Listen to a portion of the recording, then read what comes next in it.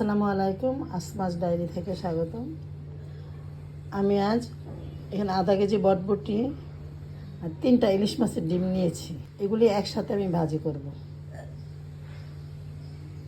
বটগুলো কেটে আমি ধুয়ে নিয়েছি। এখন ডিমটা দিয়ে দেব। একটু হলুদের গুঁড়া দিয়ে দিলাম, অল্প জিরার গুঁড়া, 1 চামচ ধনিয়ার গুঁড়া, এখানে কিছু কাঁচামরিচ, রসুন কুচিও দিয়ে দিলাম।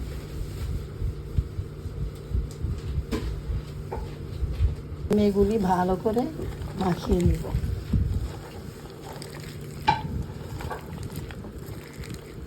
মাখানো হয়ে গেল।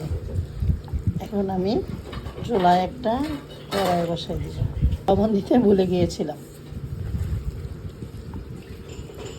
এখন আমি তেল আর পেঁয়াজ কুচি দিয়ে কতক্ষণ নাড়াচাড়া করব।